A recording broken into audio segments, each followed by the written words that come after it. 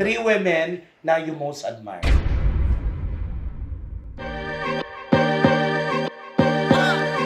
Palakpakan naman natin ang ating butihing Congressman Toby Chang.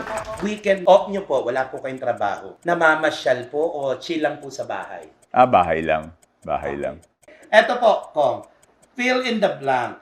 Toby continue ang... Ang pag-angat ng buhay ng bawat Naboteño. Wow. Sino po yung mentor po niyo sa buhay? Tatay ko, tsaka dalawang lolo ko. Tuto ko doon sa kinalakihan kong nakita kong ginagawa nila. Yung tatay ko galing sa hirap. So, sinasabi niya na talagang kailangan magsumikap, kailangan magdasal, kasi pag nagdasal ka, wala namang imposible. No? At siyempre, pangalawa, yung importansya ng edukasyon. Pangatlo, yung marunong kang lumingon sa iyong pinanggalingan. Madami yung pagiging makumbaba, lahat yan. Tsaka yung mga bagay na yun kasi hindi lang yung sinasabi sa'yo eh. Yung nakikita mong ginagawa nila eh. Yung pinasapunin yung batas na sobrang proud po kayo. Okay, number one is yung pagpasa ng San Rafael Technological and Vocational High School. No? Okay. So yung dati, San Rafael National High School, kinonvert natin into a Technological and Vocational High School.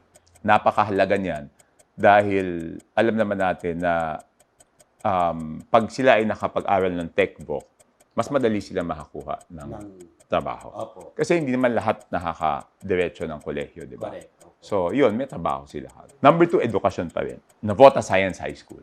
Okay. Kasi dati wala tayong Science High School. Okay. Ang daming matatalinong bata. Pag sinabing Science High School, doon yung matatalinong bata eh. Yes.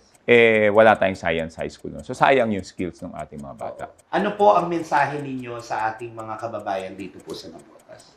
Maraming salamat dun sa inyong suporta sa ating mga namumuno at nagsiservisyo dito sa ating syudad ng Navotas. No? Dahil hindi po namin kaya lahat, kaya po nagiging matagumpay ang mga proyekto ay pag sinusuportahan ng ating mga kababayan.